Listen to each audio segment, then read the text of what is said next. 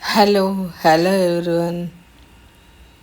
ఇలా చేస్తే అండి చిక్కుడుకాయ కూర 10 నిమిషాల్లో రెడీ అయిపోతుందండి. చూసారా, కమ్మగా కూడా ఉంటుందన్నమాట. అది ఎలా చేయాలో ఇప్పుడు చూద్దాం.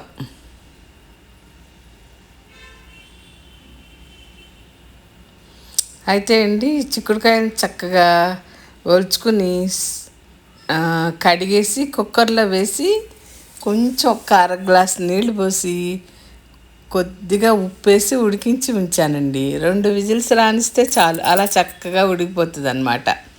కొంచెం నీరు ఉంటే మళ్ళీ స్టవ్ మీద పెట్టి ఆ నీరు ఎగిరే వరకు ఉంచాలి. అలా ఎగరబెడుతున్నానండి. మిగిలిన నీరు పారబోసేయకూడదు కదా, దాంట్లోనే అన్ని వాల్యూస్ దిగుతాయి కదా. అందుకని నీరు కొంచెం ఎగరబెట్టేసుకోవాలన్నమాట. తర్వాత ఆ ఉడికిన చిక్కుడుకాయని కుక్కర్ పక్కన పెట్టుకుని కళాయి పెట్టుకుని ఆయిల్ వేస్తున్నాను. 4-5 స్పూన్లు ఆయిల్ వేసి, ఆయిల్ వేడెక్కగానే ఎండుమిరపకాయలు ఒకటి కట్ చేసి, జీలకర్ర 2 వెల్లుల్లి రెబ్బలు వేసానండి. అలాగే ఒక ఉల్లిపాయ 2 పచ్చిమిరపకాయలు కూడా కట్ చేసినవి వేస్తున్నాను.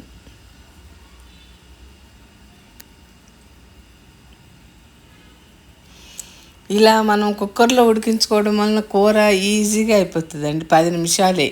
ఇప్పుడు అందరూ జాబ్ చేయడాలు ఎక్కువైనాయి కదా, ఆడవాళ్ళు కూడా చక్కగా జాబ్కి వెళ్ళిపోతున్నారు. వాళ్ళకి చాలా క్విక్గా అవ్వాలంటే ఇలా చేసుకోవచ్చు మనం. కాకపోతే చిక్కుడుకాయని ప్రొద్దుటే వంట అవ్వాలి అనుకున్న వాళ్ళు చిక్కుడుకాయని రాత్రిపూటే కట్ చేసి పెట్టుకుంటే పొద్దుట వండుకోవడానికి ఈజీ అయిపోతుంది అన్నమాట. ఆ ఉల్లిపాయ పచ్చిమిరపకాయలు నూనెలో వేగిన తర్వాత ఒక 1/2 స్పూన్ పసుపు వేసి, కారం ఒక 2 స్పూన్లు వేసానండి. అంటే అది చిన్న స్పూను. కారం మన టేస్ట్ తగ్గట్టు వేసుకోవచ్చు అనుకోండి. కాస్త ఎక్కువ తినేవాళ్ళు ఇంకో స్పూన్ వేసుకోవచ్చు. చక్కగా నూనెలో ఆ కారం వేగిన తర్వాత ఇప్పుడు మనం ఆ ఉడికించిన చిక్కుడుకాయలని దాంట్లో వేసేయాలండి.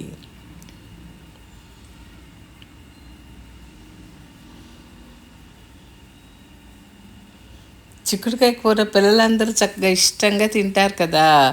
పైగా చాలా మంచిదని కూడా చెప్తారు. బీన్స్ టైపు కాయగూర ఏదైనా చాలా మంచిది అంటారు కదా. చిక్కుడుకాయలు, గోరు చిక్కుళ్ళు, ఫ్రెంచ్ బీన్స్ ఇలాంటివన్నీ చాలా మంచిది హెల్త్కి అని చెప్తారు కదండి. నేను చిక్కుడుకాయలు వచ్చినంత కాలం చిక్కుడుకాయ కూర బాగానే వండుతాను.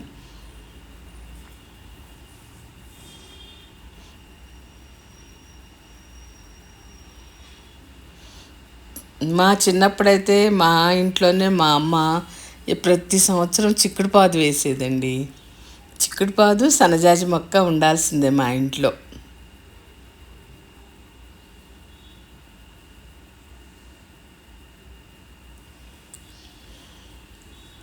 అలా చక్కగా నీరు ఎగిరిపోయే వరకు మనం స్టవ్ మీద పెట్టి ఆ చిక్కుడుకాయలని అలా కదుపుతూ ఉండాలన్నమాట. అయితే ఫస్ట్ కుక్కర్లో వేసినప్పుడే కాస్త ఉప్పేసి ఉడికించాను కదా, మిగిలిన కొంచెం ఉప్పు చూసుకుని కొద్దిగా ఉప్పు పొడి వేసానండి. అయితే ఇలా వండుకున్నా బాగానే ఉంటుంది. దీనికి కాస్త మసాలా అన్నమాట. ధనియాలు, జీలకర్ర, లవంగాలు, దాల్చిన చెక్క వేసిన మనం చికెన్ మటన్లో వాడే మసాలా చేసి పెట్టుకుంటాం కదా, ఆ మసాలాను కూడా 1 స్పూన్ వేసాను. ఇలా వేయడం వలన కూర రుచి ఇంకా పెరుగుతుంది.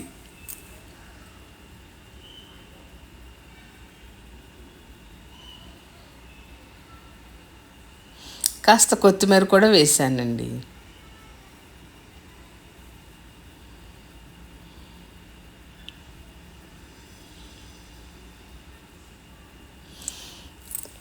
అలా కాస్త నూనెలో కొంచెం సేపు వేపినట్టు చేస్తే కూర రుచిగా ఉంటుందన్నమాట. ఆ కారం అవన్నీ చక్కగా వేగి టేస్ట్ బాగుంటుంది.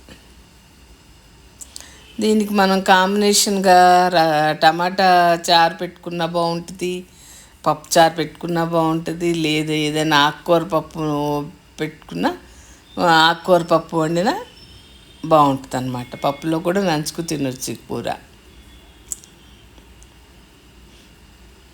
బాగుంటుందండి, చపాతీల్లో తిన్నా బాగుంటుంది ఈ కూర.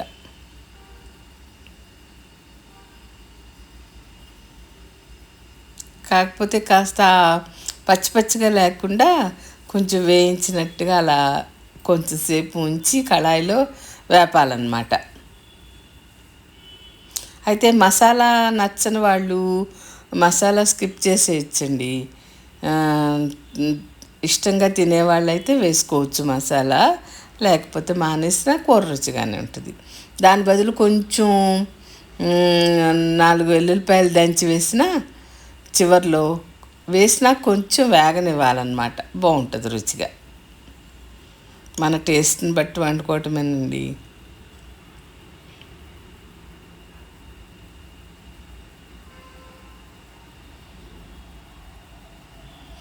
కూర అయితే రెడీ అయిపోయింది. ఇలాంటి వీడియోస్ చూడాలంటే మన ఛానల్ని, అడగర్ల ఝాన్సీ ఛానల్ని సబ్స్క్రైబ్ చేయండి. ఓకే అండి, మరి ఉంటాను.